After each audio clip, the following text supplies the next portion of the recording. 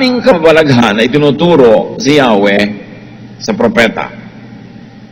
Sinasabi niya, ang magpapakain sa iyo ay isang biyudang babae at hindi siya Israelita, siya ay isang hentil. Isa siyang tagalabas ng Israel. 1 Kings 17:10-11. Pumunta nga siya roon at nang papasok na siya sa pintuan ng lungsod, nakita niya ang biyuda na namumulot ng panggatong. Sinabi niya sa babae, "Maaari po bang makiinom?" Aalis na ang babae upang ikuha siya ng tubig nang pahabol niyang sabihin, "Kung maaari, bigyan mo na rin ako ng kapirasong tinapay." There was water. Little water left.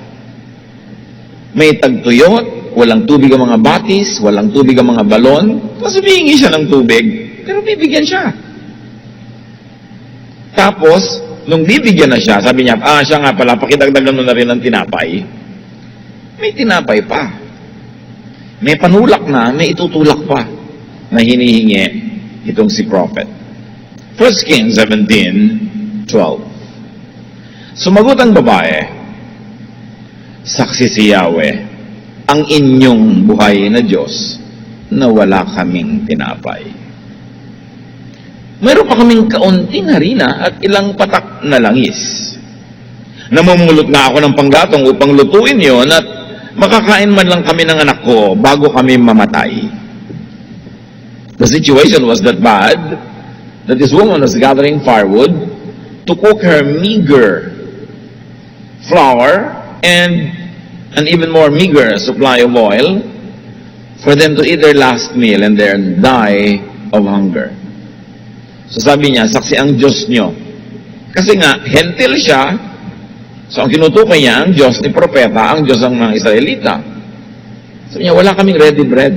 All that there is was a handful of flour, little oil, and a few sticks that I have gathered to make fire. And she would make the last bread of their lives, expecting to die of hunger afterward. 1 Kings 17:13-14. Sinabi sa kanya ni Elias or Elijah, "Huwag kang mag-alala. Pumunta ka na at gawin mo ang iyong sinabi na magluluto ka ng kaprasong tinapay. Ngunit ipagluto mo muna ako ng isang maliit na tinapay at pagkatapos magluto ka ng para sa inyong mag-ina. Sapagkat ganito ang sabi ni Yahweh, Diyos ng Israel, hindi ninyo mauubos ang hari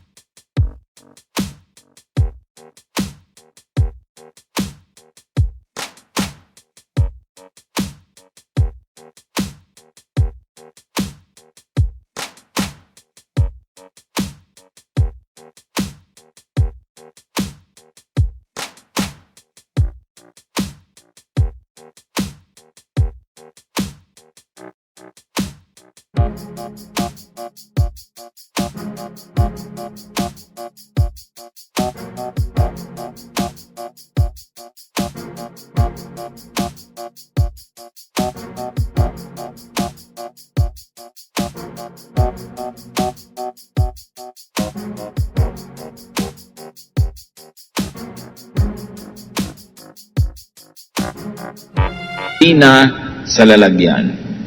At hindi rin matutuyo ang langis sa tapayan hanggang hindi sumasapit ang takdang araw na papatakin ni Yahweh ang ulan. Kaya ipagluto mo na ako. May pangako ang Diyos sa iyo, pinapasabi sa akin, yung konting harina mo na yan, hindi yan mauubos. Ganon din ang mangyayari sa yung konting langis. Hanggang umulan, tumubo ang mga halaman at makapamunga at kumain uli ang lahat ng tao normally, hanggang dumating yung oras na yon, hindi ka mauubusan ng kakainin. It was an assurance from a stranger, a prophet of a foreign religion, that everything would be fine. Pero may kakaiba. Bago siya at ang kanyang anak, ang propeta muna ang kakain. Pero sino ka? Kararating-rating mo lang dito. Foreigner ka pa, nakikiinom ka na nga, ihingi ka pa ng tinapay, Tapos uunahin ka pa. Paano kung maubos na sa pagluluto lang para sa'yo? Dahil konti na nga. Paano naman kami? Nauna ka pa. But the God of a foreign people promised food supply until rain comes. Kung kayo, gagawin nyo o hindi? 1 Kings 17:15, ginawa nga ng babae ang utos ni Elias. The widow indeed fed Elijah first. 1 Kings 17:15-16. Hindi naubos ang pagkain ni Elias at ng mag-ina sa loob ng maraming araw. Hindi nga naubos ang harina sa lalagyan at hindi rin natuyo ang langis sa sisidlan, tulad ng sinabi ni Yahweh sa pamamagitan ni Elias. So sa pagtaktak ng babaeng ito ng kahuli-hulihang pulbos ng harina sa kanyang maliit na lalagyan, inaasahan niya, mangyayari ba o hindi ang pangako ng mama na to? Pero nung susunod na oras ng lutuan, pagbukas niya ng takip, may harina uli. Luto na naman siya. At yung darating ang oras ng pagluluto ay merong laman yon, pati yung langis. Hindi talaga naubos. The flour and oil did not run out. What are some of the lessons from the widow on investment? Remember, investment ang ating topic. To invest or not, calculate risks and take them. Kailangan marunong ka magkwenta ng advantage, disadvantage, possibility, non-possibility, loss, gain, maging prayerful ka, maging matalino, and then kumilos. The poor widow was willing to give water, though it was scarce. That was planting. Isang uri ng pagtatanim sa isang tao hindi naman niya kilala, sa isang uri ng lupa na hindi niya alam kung mamumunga pa o hindi. But the irony of this is that there are times when we lose what we keep and we gain what we are willing to lose. Yun ang isang prinsipyo ng investment, ng pamumuhunan. At may mga panahon na kung ano yung ibinibigay mo, siyang bumabalik sa iyo. At kung ano yung ipinagkakait mo sa iba at buong kasakiman mong sinasarili, yun ang nawawala. Maraming ganong kabalintunaan ang buhay. Another irony is that when there are times when we receive what we give away. But if you are discerning, you give away what you want to keep. Because there are times when what you selflessly keep is what is taken from you. Luke 6:38, magbigay kayo at kayo'y bibigyan din. Hustong takal, siksik, liglig at umaapaw pa ang ibibigay sa inyo, sapagkat ang panukat na ginagamit ninyo sa iba ay siya ring gagamiting panukat sa inyo. The original context of this is giving forgiveness. Pagpapatawad. Na kung ikaw ay kuripot magpatawad sa kapwa, ay kuripot din magpatawad sa iyo ang Diyos. Kung masagana ka magpatawad, masagana rin ang pagpapatawad na tatanggapin mo. And this very specific idea could be extended to any form of giving of anything. Na kung ano ang ibinibigay mo ay siya mo ring tatanggapin, at kung paano ka tumakal ng ibinibigay, ay ganoon din ang pangtakal na gagamitin sa iyong tatanggapin. Ang tanong, what would the woman gain if she did the usual, like if she kept her capital, her water, her flour, and her oil, for self-preservation? Kung sinabi niya, aba, dapat wise. Konting tubig na lang to, bibigay ko pa. Huling bakot na to ng harina, huling patak na ng langis, ibibigay ko pa. No way! Kami muna.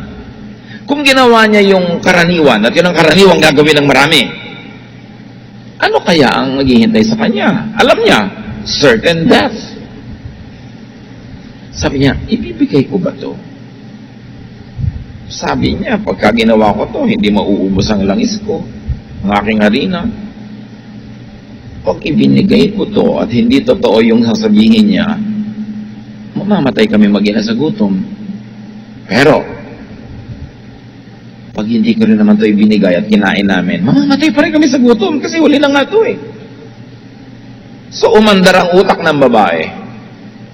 Sabi niya, I will take a risk. Kasi kung kakainin namin ito, mamamatay din kami sa gutom. Kung ibinigay ko sa kanya, mamamatay din kami sa gutom. Kung hindi matupad, ang sabi niya, kung matupad. Maganda ang posibilidad. What do you miss or lose by doing just the usual sa buhay na ito? Kung ginawa niya ang karaniwan na gagawin, kung pinangandar niya lang niya ang kanyang common sense, hindi niya ibibigay, kakainin niya. Pero mamamatay sila.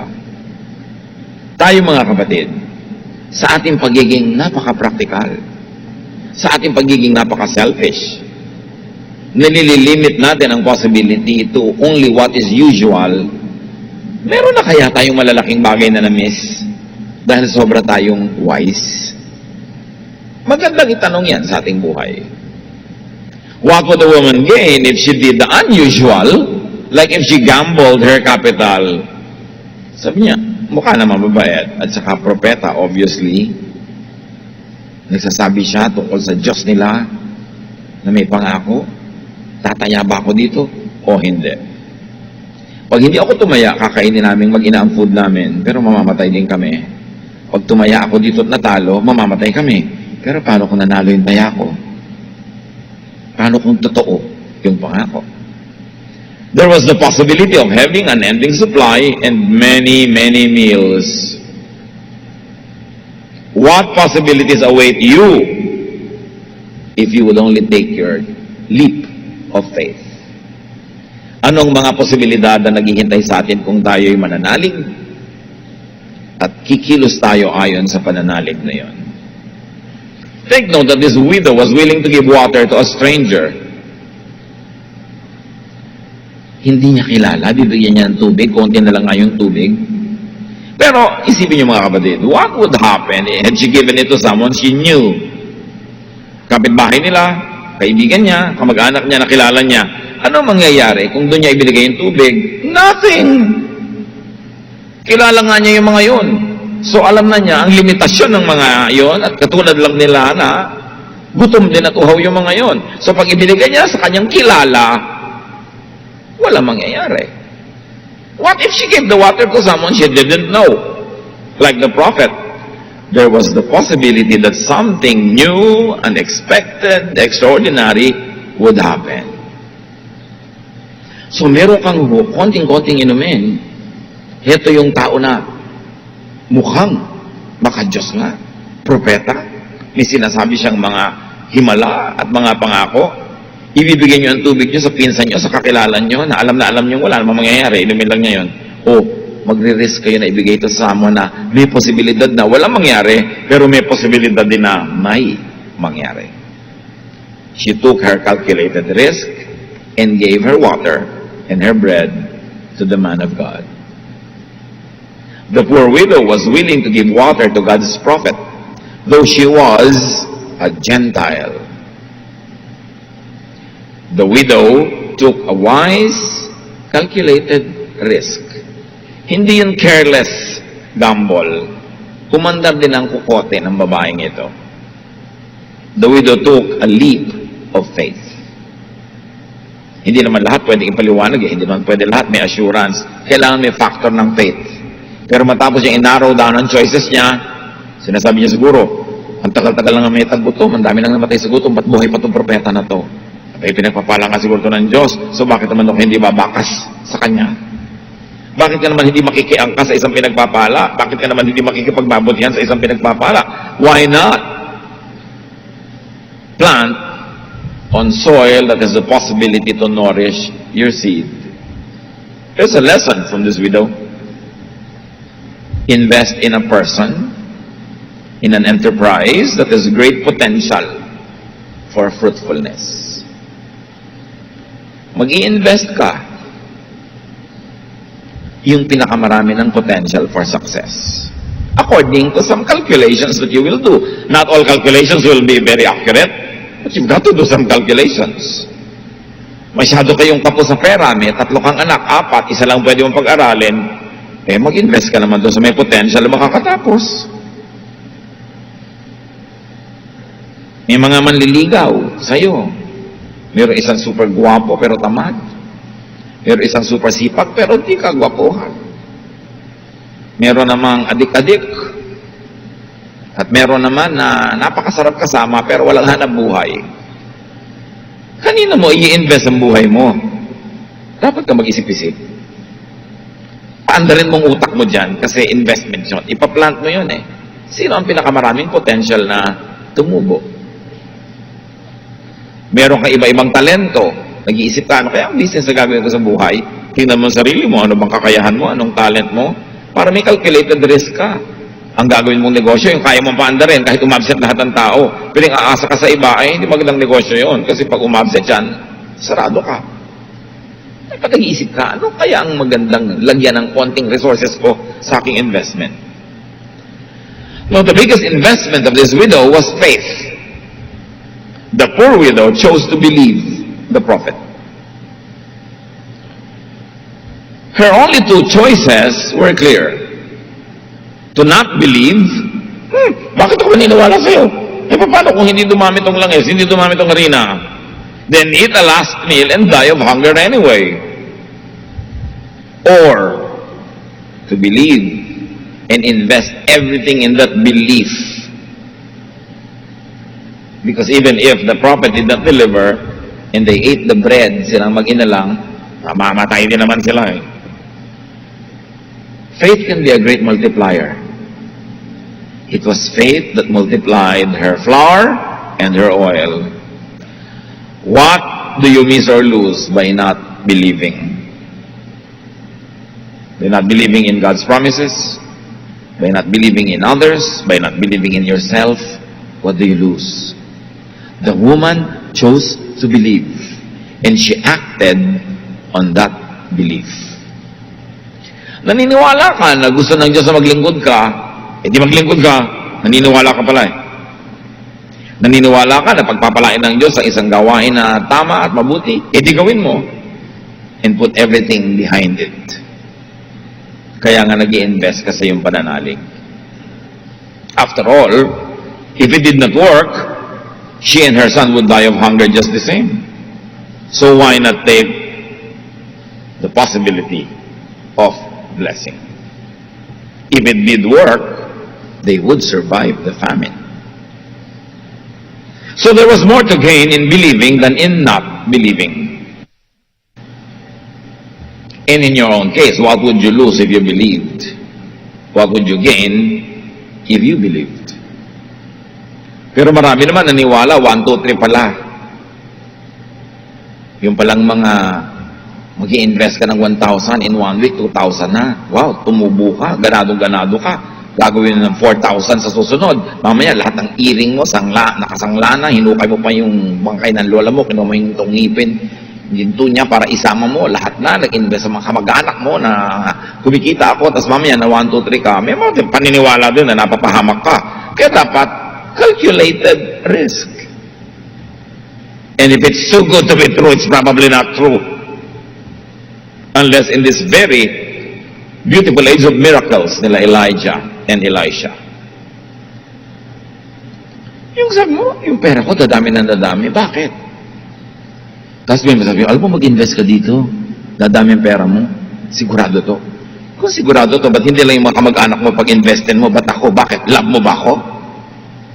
At kung ang sagot mga kapatid ay hindi kita love, huwag ka maniwala. Napapakitain ka niya. Kasi kung siguradong kikita yon, siya na lang. Kamag-anak na lang niya, kaibigan na lang niya, hindi ka niya kaano-ano, ikaw ang papakitain niya, tapos naniniwala ka. Tapos iiyak-iyak ka pag natakbuhan. Parang, hello, 1 milyon na ang natakbuhan, napasali ka pa. Hindi ka ba nakikinig ng balita? Nabudol-budol ako eh. Kaya gagamitin mo utak mo para hindi ka maisahan. Huwag kang maniwala pag sobrang maganda. Lalo't yung nagbibigay sa'yo, hindi mo kaano-ano, hindi kanya mahal. Bakit ka naman niya bibigyan ng magandang opportunity? Siyempre, unahin na niya, sarili niyang kamag-anak at kaibigan. Don't believe such promises. This woman almost had nothing to lose. Kaya mas madali sa kanyang pumili ng tamang gawin. Tungkol sa pananalig, Sabi nung mga humihingi ng himala kay Jesus, kung may magagawa po kayo, gawin nyo sana sa amin. Mark 9:23, kung may magagawa ako, sabi ni Jesus, mangyayari ang lahat sa sino mang may pananampalataya. Huwag ako ang pag-usapan natin dito na ako ang gagawa ng himala. No.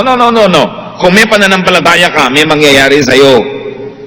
It's not about me. It's about your faith. Malinaw yan. Laging sinasabi ni Jesus, your faith healed you. Halos sabihin na lang niyang, not me, but your faith. Kasi kung ako lang talaga yung healer at wala na ibang factor, hindi dapat lahat ng tao dito gumaling. Ba't ikaw lang? Yes, nandun ako sa factor, pero may faith ka na kumpleto yung cycle, kaya may nangyari. Your faith will make it happen. James 1:6-8, subalit ang humihingi ay dapat magtiwala sa Diyos at huwag mag-alinlangan, sapagkat ang nag-aalinlangan ay parang alon sa dagat na itinataboy ng hangin kahit saan. Huwag umasang tatanggap ng anuman mula sa Panginoon ang taong pabago-bago ang isip at di alam kung ano talaga ang nais niya. So kailangan buo ang loob, buo ang pananalig para may mangyari sa buhay. Hindi atras-abante, kukuli, nagbabagong loob at paiba-iba ng isip. So let's bring the story back to where we are. What would you invest in faith? Ano ang ibinubulong sa inyo at inuudyok ng Espiritu na pwede niyong gawing investment in faith? Itanong niyo sa sarili, what could you lose for acting on that faith? Or what could you gain for acting on that faith? Mga tanong ito na tayo ang makakasagot sa oras ng ating pag-iisa, pagbubulay-bulay, pag-iisip-isip. Kaya pag nakakarinig tayo ng mga mensahe, dapat ang kasunod nun sa pinakamalapit at madaling panahon, magkaroon tayo ng panahon ng pag-iisa, pagbubulay-bulay, para maisip natin kung ano ang gagawin yung reaksyon sa nadidinig nating mga salita. Another lesson on investment, that we can give though we are needy. Pwede tayo magbigay kahit tayo kapos, o we should give because we are needy. Dapat nga tayo magbigay dahil tayo'y kapos. Sasabihin nyo, kapos na nga ako, magbibigay pa. Oo nga, kapos ka, kaya ka dapat magbigay. Kasi sa pagbibigay, doon ka nakakatanggap. Eh kung sa kakapusan mo, naging sobrang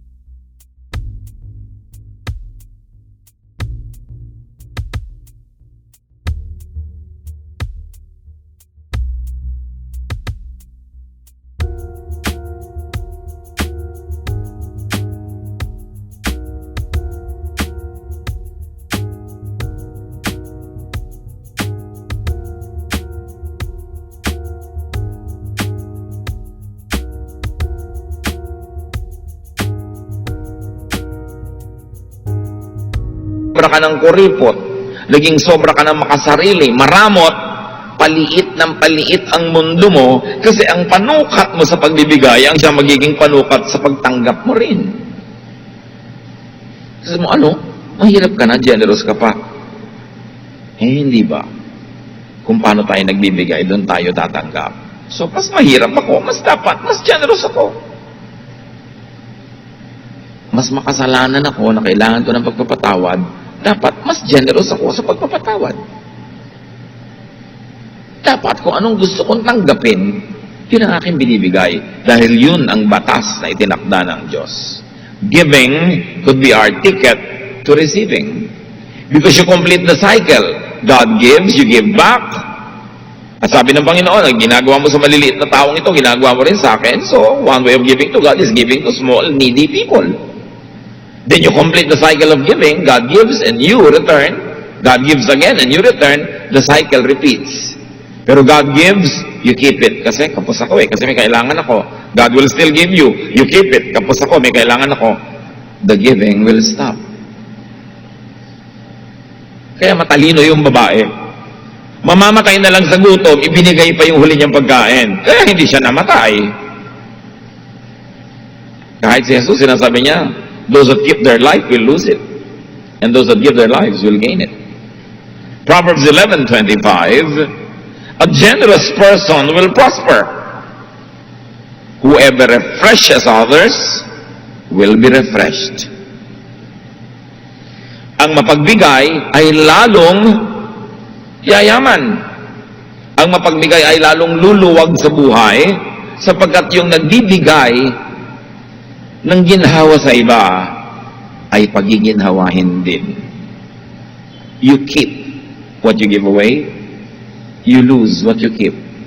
This is a basic rule of life that is so clear in the Bible. But we should give to the right persons. Kung may babae, hindi naman kahit kanino na lang binigay niya eh. May tama siyang binibigyan. Giving and investment is not limited to water and bread in the story because that particular can be universalized. Giving and investment could be of time, of attention, of kindness. Marami naman tayong pwede ibigay, hindi lang tinapay, hindi lang inumin. Kung ano ang meron tayo, iyon ang marapat nating ibigay. Kung nyo ibibigay yung hindi inyo. Wala kayong kapera-pera, tapos gusto yung pamamigay ng pera, hindi dapat pera ibigay nyo. Dapat baka panahon, baka paglilingkod, atensyon, pagmamahal. You cannot give what you do not have. So you look into what you have, at yun lang dapat ang ibinibigay mo. Hindi ka dapat sobrang gastador, ginagastos mo, hindi mo pera. Hindi ka dapat sobrang parang Santa Claus sa buong bayan, wala ka naman sariling pera. Don't give what you do not have, because you will have to steal it. But you always have a lot, so much to give. Look into that and give from that. We could give away what we like to receive in life. Like attention, or love, understanding, or help, many more. Maraming lesson ang kwentong ito.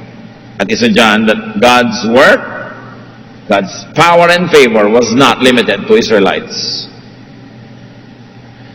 Ang dami-daming balo sa Israel, ang pinaghimalaan ng Diyos sa pakainin, itong taga-Sidon, isang Gentile. Faith is not exclusive to Israelites or to the Jewish religion because even this woman who was not of Israel exercised faith in the God worshipped by many Israelites. Kauna-unahang public sermon ni Jesus ay tungkol dyan. Luke 4:25-27. Once during the time of Elijah, there was no rain for 3.5 years. And people everywhere were starving. There were many widows in Israel, but Elijah was sent only to a widow in the town of Zarephath, near the city of Sidon. Sabi ni Jesus, ang dami-daming nagugutom na balo sa Israel noon, hindi ipinadala ang propeta sa kanila, kundi sa babaeng hindi Israelita. Verse 27, during the time of the prophet Elisha, many men in Israel had leprosy, but no one was healed except Naaman who lived in Syria. Inulit pa ni Jesus, dalawang example. Ang mga Israelita kasi akala nila napaka-special nila. Favored sila ng Diyos, mahal sila ng Diyos, sila lang ang mahal, sila lang ang paborito. Ang unang public message ni Jesus ay ito, hindi kayo ka-special ng ginuguni-guni nyo. Katang isip nyo yan. Nakita nyo sa kasaysayan, noong nagkaroon ng 3.5 years of drought, sa isang balo sa labas ng Israel, nagpadala ng propeta para sila i-bless. At sa dinami-rami ng may ketong sa Israel, si Naaman na Syrian, Gentile, hindi Jew, ang pinagaling ng Diyos. The message was not lost on the audience of Jesus. First public message niya, controversial agad, naggalit yung mga tao, kinaladkad siya palabas ng sinagog hanggang sa gilid ng bayan at ihuhulog siya sa bangin right after his first message. And the message was clear, God blesses anyone He blesses, Israelite or non-Israelite. There is no such thing as a special favor for Israel. Naggalit yung mga tao. At ang naging ending nun, pinatay siya. That aside, let us refocus on the issue of investment. By making the right investment in the right person at the right time, the widow found and enjoyed God's way. What was God's way of feeding her? When she opened her arms to the needy foreigner prophet. When she gave her water, when she gave her bread to the hungry foreigner prophet, God opened the way for her to be blessed immensely, beyond her expectation, beyond her imagination. Anong klase mga blessing ang naghihintay sa atin mga kapatid if we would act in faith? Invest in faith. In the right person, in the right enterprise, at the right time. Sabi sa Bible, no eye has seen, no ear has heard, no mind has conceived what God has prepared for those who love Him. Get out of the ordinary. Kung ang buhay natin sa ating pananalig ay napaka-ordinary, wala man lang nakikitang himala, invest in something miraculous. Do your calculation. Take calculated risk. Believe in what you believe and act on that belief. Invest in that belief para lumabas kayo sa ordinaryo at makaranas tayo ng extraordinary blessings from God. For this widow and her son, the way out of thirst and hunger was to give her water and her bread to the right person. Ang nagpapakain ay pinakakain. Pinakain ng balo ang propeta, pinakain naman siya ng Diyos, pati ng kanyang anak. God works in mysterious ways. What is your need? Ano bang need natin sa buhay? Dahil ba sa need na yon nagiging maramot tayo? Sobrang nagiging makasarili? Isinasara natin ang pinto ng blessing. Lalong sisidhi ang ating pangangailangan kung tayo maramot. Pero kung tayo mapagbigay, maluwag sa ating puso, guided by the Spirit, kung kanino tayo nagbibigay at kung kanino tayo nagiging maluwag sa anumang bagay, sa ating sarili, ating kamag-anak, anumang project para sa mga kapuspalad, para sa mga nangangailangan, God will make a way for you. Your way out of your need is God's provision. And sometimes that provision is achieved, is received by giving it away. Dear Lord, teach us. Teach us your way. At sa mga kapatiran, Panginoon, na nagkakaroon ng malaking pagkalito kung anong dapat gawin, show us the way. Sa mga nagigipit, para ang kaharap ay taggutom. Nakaraan na ang maraming taon ng gutom at pagod at hirap, ay parang marami pang darating. Lord, let your way prevail. Let your way open. But first, open our eyes, open our ears, and open our hearts so we can take your way in going to our destination, in solving the needs of everyday life, in surpassing, Lord, and overcoming the many trials and difficulties of daily life. Teach us your way. At sa lahat ng mga kaanak mo narito ngayon, na nagigipit, naku-corner, nahihirapan, let your way be our way out of this misery, of these issues. Sa mga kalituhan, let your way be our way to wisdom, to enlightenment, and to correctness. Mangusal ka po sa amin, Panginoon, sa pamamagitan ng kasaysayan ng babaeng ito, who gave nearly everything, but received so much from you. Teach us also to protect ourselves from foolishness, sa pagtitiwala sa mga maling adhikain, maling tao, maling mga proyekto. Make us wise. But don't allow us, Lord, to be too wise as to not take leaps of faith when such leaps are warranted by your kindness and goodness. So sa lahat